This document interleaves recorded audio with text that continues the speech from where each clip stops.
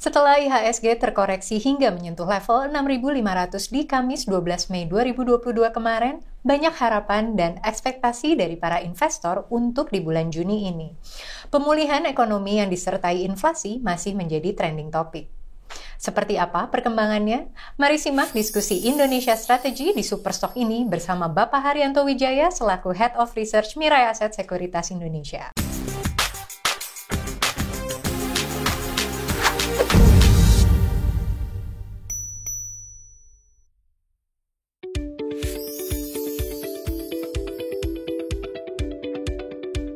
Berdasarkan data dari Map of Vaccination, Indonesia telah berhasil dalam menjalankan program vaksinasinya sehingga tercatat 168 juta penduduk, sebanyak 61,3% penduduk Indonesia telah melakukan full vaksinasi. Berkaitan dengan hal ini, bagaimana perkembangan aktivitas ekonomi dan mobilitas masyarakat sejauh ini? Indonesia saat ini sedang menuju tahap transisi dari pandemi menuju ke akhir pandemi atau menuju ke endemi. Pemerintah memutuskan hampir semua provinsi di Indonesia sudah masuk ke level PPKM level 1 atau social restriction yang paling rendah. Hanya satu area yang masih di PPKM level 2. Dan menurut berita bahwa pemerintah bahkan berencana untuk menghapus PPKM di bulan Agustus. Dan kalau kita ngelihat kasus COVID-19 tetap rendah walaupun saat ini mobilitas terus meningkat. Pada akhirnya tentu ini membuat aktivitas ekonomi terus recover dan ini akan bagus bagi pertumbuhan ekonomi Indonesia. Kalau kita ngelihat dari figur ini, baik kasus COVID-19 daily-nya maupun daripada kasus kematian daily-nya, trennya turun terus. Tentu ini membuat pemerintah confidence untuk terus melakukan relaksasi dan seperti yang tadi kita cerita bahwa pemerintah kemungkinan bisa menghapuskan PPKM di bulan Agustus. Jadi kita bisa simpulkan bahwa memang kita menuju pemulihan ekonomi ya Pak ya. Dan apakah benar nih kalau misalnya ekonomi pulih, banyaknya aktivitas masyarakat, ini mendorong inflasi nih Pak? Iya, kalau kita ngelihat sebenarnya inflasi ini salah satu ditopang oleh harga komoditas yang trennya naik. Sehingga hal ini membuat bahan-bahan baku naik. Emang juga di salah satunya dikarenakan oleh aktivitas masyarakat yang terus naik. Indonesia kemarin ini mencatatkan kenaikan inflasi sekitar 0,4% month on month dan 3,55% year on year di bulan Mei. Berarti sebenarnya sini sudah melebihi daripada suku bunga 7 days reverse repo Bank Indonesia yang 3,5%. Tapi kalau kita ngelihat dari sisi core inflasi hanya masih sekitar 2,58%. Ini bahkan justru lebih rendah dibandingkan bulan April. BI sendiri memperkirakan inflasi akan terus naik sampai mencapai 4,2% di akhir 2022.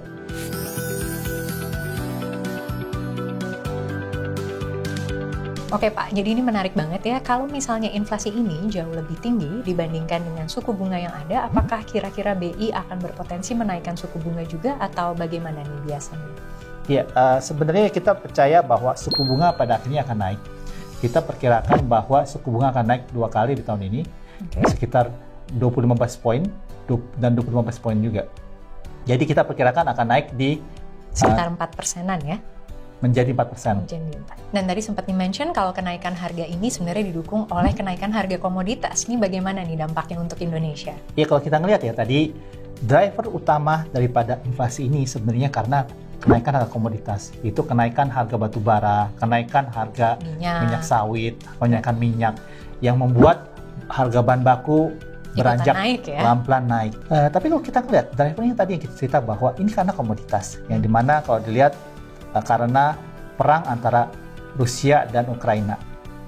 Bagusnya adalah Indonesia sebagai negara produser komoditas dan pengekspor komoditas. Jadi pada akhirnya walaupun inflasi tinggi, sebenarnya ini bagus untuk Indonesia. Buat ekonomi Indonesia. Seperti yang tadi kita cerita bahwa kenaikan harga komoditas ini karena perang Rusia dan Ukraina. Karena Rusia dan Ukraina itu adalah negara produsen komoditas yang besar. Dan kalau kita ngelihat belakangan ini, karena China sudah melakukan reopening sejak awal Juni, ini membuat permintaan atas komoditas juga terus naik. Apalagi China meluncurkan stimulus untuk mendorong pertumbuhan ekonomi ya. Salah satunya dengan memberikan sekitar 120 miliar credit line untuk meningkatkan pertumbuhan infrastruktur, inovasi teknologi, private investment, dan VAT rebates. Infrastruktur ini tentu membuat permintaan atas baja, permintaan atas nikel akan terus mengalami recovery atau kenaikan. Di satu sisi kita tahu China mulai reopening, tapi di satu sisi lain Uni Eropa nih masih menjatuhkan sanksi ke Rusia. Ini akan seperti apa nih impaknya? Iya, bagusnya adalah Uni Eropa ini melakukan sanksi terhadap Rusia dengan mengeban atau tadinya mereka mengimpor batu bara dari Rusia. Akhirnya dia menyetop import batu bara dari Rusia. Tapi bagusnya adalah Uni Eropa ini tentu mencari pengganti ya, opsi ya. Iya. Dan opsi yang saat ini mereka lihat adalah Indonesia. Karena Indonesia sebagai salah satu negara pengekspor batu bara terbesar dunia. Dan ini tentu menguntungkan bagi perusahaan-perusahaan batu bara di Indonesia ya. Dengan berbagai disrupsi yang terjadi secara global nih ya Pak, bagaimana dengan perkembangan perekonomian di Indonesia sendiri secara fundamentalnya nih? Iya, sekarang saat ini sedang orang pada concern atas kenaikan suku bunga bank sentral, di mana bank sentral seperti The Fed itu berencana untuk menaikkan suku bunganya dengan agresif. Jadi masih berlanjut ya? Iya, mereka masih berlanjut untuk menaikkan suku bunga. Tapi kita melihat bahwa the beginning of tightening cycle ini seharusnya tidak membuat ekonomi Indonesia jadi terpengaruh signifikan dalam hal signifikan negatif ya. Karena kita melihat bahwa cycle daripada tightening policy ini saat ini berbeda dengan tightening policy pada saat 2013 ataupun 2018. Apa nih yang membedakannya apa nih Pak? Ya kalau kita ngelihat zaman dulu Indonesia mengalami current account deficit yang signifikan karena kita waktu itu lebih banyak import daripada ekspor. Dan kedua adalah waktu dulu cadangan devisa Indonesia rendah. Tidak sebanyak sekarang. Saat ini masih relatively tinggi ya dibandingkan zaman dulu. Jadi hal ini membuat rupiah stabil dan ini membuat tingkat confidence daripada foreign investor atas saham Indonesia relatively terjaga. Bahkan kalau kita ngelihat foreign inflow ke saham Indonesia dari yang kemarin bulan Mei outflow, sekarang di bulan Juni ini udah kembali inflow. Jadi yang kemarin sempat keluar dikit gitu ya, sekarang udah kembali lagi ya Pak ya? Iya. Dari figur Indonesia current account deficit, kita melihat bahwa Indonesia dari chart ini sudah mengalami 3 cycle tightening monetary policy, yaitu 2013, 2018, dan saat ini. Di saat 2013, Indonesia mengalami tightening cycle di mana current account defisitnya lagi tinggi-tingginya, sehingga membuat market Indonesia, pasar saham Indonesia terkoreksi pada saat itu. Begitu pula juga tahun 2018, current account defisit Indonesia juga cukup tinggi, yaitu sekitar 2,5%. Sehingga market Indonesia juga terkoreksi pada saat itu. Berbeda dengan saat ini, kita melihat bahwa Indonesia karena defisitnya masih relatively manageable, sehingga kita melihat bahwa rupiah stabil, sehingga juga membuat pasar saham Indonesia cenderung stabil naik. Kalau kita ngelihat di figur forex reserve, kita di sini kelihatan 2013-2018 pada saat monetary tightening policy juga. Pada saat itu cadangan devisa Indonesia juga sedang posisi rendah. Berbeda dengan saat ini, di tahun 2022, cadangan devisa Indonesia relatively tinggi, sehingga ini membuat confidence investors atas rupiah ataupun atas saham Indonesia relatively terjaga.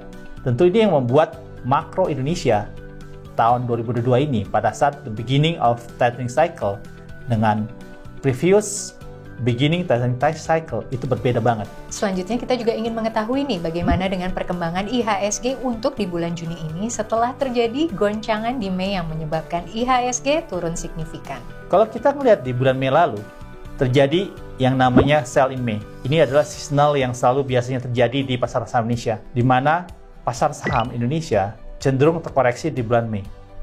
Kalau kita melihat di bulan Mei lalu, saham Indonesia, sektor-sektor yang terkoreksi salah satunya adalah sektor finance, sektor teknologi dan sektor infrastruktur. Namun kita melihat bahwa sektor-sektor yang defensif seperti sektor consumer non-cyclical itu cenderung positif performance-nya. Dan yang menarik adalah sektor energi. Hal ini terutama dari batu bara. Itu juga membukukan positif performance di bulan Mei.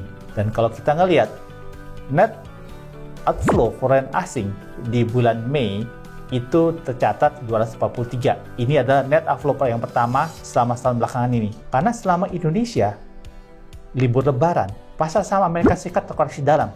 Padahal sih Indonesia waktu libur panjang.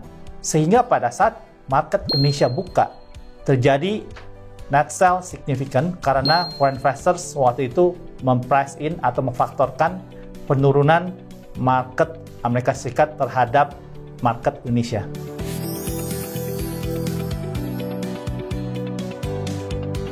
Oke, berdasarkan data, di bulan Mei ada foreign outflow, tapi di bulan Juni ini kembali inflow. Ini gimana nih kira-kira perkembangannya? Karena di bulan Juni ini sekarang ada namanya ketakutan orang atas stagflasi, yaitu inflasi tinggi, pengangguran tinggi, dan pertumbuhan ekonomi melambat. Itu terjadi di luar Indonesia, di mana World Bank di dalam report terakhirnya memperkirakan stagflasi akan terjadi. Bagusnya adalah Indonesia sebagai negara komoditas, di mana harga komoditas tinggi ini justru membuat pertumbuhan ekonomi Indonesia bagus, membuat pertumbuhan laba bersih perusahaan-perusahaan Indonesia bagus, di mana selalu yang namanya uang itu mencari return. Return itu selalu mencari pertumbuhan laba bersih. Ya, jadi kita melihat bahwa foreign inflow di bulan Juni ke Indonesia itu karena harga komoditas yang cenderung masih bagus. Sehingga ini tentu membuat foreign tertarik dengan saham-saham Indonesia. Oke, jadi berpotensi dan memiliki daya tarik nih ya ternyata. Iya, karena pertumbuhan laba bersih Indonesia itu besar. Dan inilah highlight dari Superstock Indonesia Strategi yang selalu ditunggu sahabat Mirai Aset, yaitu pilihan-pilihan saham di bulan Juni ini. Ya, di bulan Juni ini kita menambahkan 2 stock pick baru, yaitu PTBA dan Asta atau Parts atau Auto. Kenapa kita suka PTBA? Karena kita melihat bahwa kemarin koreksi beberapa hari setelah ex-dividend PTBA itu sudah memprice in ex-dividennya. Saat ini story pada PTBA adalah pertumbuhan laba bersih yang signifikan. Dan di mana pertumbuhan laba bersih signifikan ini ditopang oleh 2 faktor ya. Yang pertama adalah volume growth tahun ini yang ditargetkan 20% on year. Ini adalah pertumbuhan volume growth yang signifikan untuk perusahaan batubara besar Indonesia. Seperti yang lainnya bahkan tidak mencapai 20%. Yang kedua adalah daripada harga batubara yang bagus. Jadi 2 faktor ini akan membuat pertumbuhan laba bersih perusahaan PTBA sangat bagus di tahun 2022 ini. Dan kalau kita lihat dari segi valuasi, multiple PTBA juga murah. Kita ngelihat bahwa PE-nya masih di trading di -1 standard deviation 10-year mean PE. Nextnya kita suka Auto ya, Asta Auto Parts. Kenapa kita suka Auto? Asta Auto Parts adalah perusahaan yang menghasilkan spare parts, memproduksi dan juga melakukan perdagangan atau trading spare parts. Kita melihat bahwa strong car and motorcycle sales untuk tahun ini karena favorable commodity price, terutama CPO price, ini tentu akan mendorong pertumbuhan spare parts. Di samping itu kita juga melihat bahwa kemarin ini Indonesia untuk pertama kali dalam 3 tahun terakhir memperbolehkan orang pulang mudik. Kita melihat bahwa masif orang pulang mudik dengan menggunakan mobil, menggunakan motor, dan tentu sebelum mereka pulang, mereka melakukan cek mobil mereka di bengkel. Tentu ini membuat pertumbuhan daripada spare part akan naik. Apalagi saat ini policy daripada 100% work from office membuat orang yang tadinya enggan masuk ke bengkel untuk menservis mobil atau motor mereka itu akan masuk ke bengkel untuk membetulkan mobil atau motor mereka. Dan tentu ini akan membuat pertumbuhan spare parts akan naik. Oleh karena itu kita confident dengan Auto. Dan itulah 2 saham tambahan yang baru dimasukkan kepada Stock Picks Mirai Aset Indonesia Strategi. Dan bagaimana dengan perkembangan pilihan saham dari bulan lalu nih Pak Har? Kita masih suka ITMG atau Indo Tambang, karena kita melihat strong earnings growth akan terus berlanjut ya. Karena kalau kita ngelihat harga coal relatively masih terjaga di level sekitar 400 US dollar per ton. Jadi trennya harga coal itu terus naik. Tentu ini membuat pertumbuhan laba bersih daripada perusahaan-perusahaan batubara seperti ITMG itu akan bagus. Apalagi kita melihat bahwa adanya demand daripada European Union setelah European Union memban import daripada Rusia coal. Selanjutnya kita juga masih melanjutkan menyukai saham Adaro karena kita ngelihat pertumbuhan laba bersih yang tinggi itu akan terus berlanjut di kuartal-kuartal selanjutnya. Karena Adaro juga menginginkan pertumbuhan daripada production-nya sekitar 12% year on year di tahun berdua ini, dan harga batu bara yang juga tinggi. Tentu ini membuat Adaro dari segi multiple valuation-nya masih murah. Karena itu kita melanjutkan suka atas saham Adaro. Selanjutnya kita juga masih melanjutkan menyukai saham Unitractors. Kenapa kita terus melanjutkan saham Unitractors? Karena kita melihat bahwa pertumbuhan laba bersih daripada Unitractors akan terus berlanjut di tahun 2022 ini. Karena kita melihat bahwa Unitractors sebagai perusahaan supply chain daripada perusahaan tambang batu bara, karena mereka memiliki alat berat, memiliki mining contractor, dan bahkan memiliki tambang batu bara, itu akan diuntungkan. Bahkan kalau kita melihat bahwa penjualan Komatsu trennya terus naik karena strong demand daripada pertambangan batu bara. Jadi dapat disimpulkan bahwa tren untuk sektor energi khususnya batu bara ini sangat prospektif ya. Dan bagaimana nih dengan saham-saham dari sektor lainnya nih Pak Har? Kita terus melanjutkan saham shipping company, dalam hal ini adalah Samudra Indonesia atau SMDR, karena kita melihat bahwa laba bersihnya yang kita melihat bertumbuh di kuartal 1 2022 yang sekitar 340% year on year, ini akan terus berlanjut di kuartal-kuartal selanjutnya. Karena kita melihat bahwa shipping rate masih bertahan tinggi.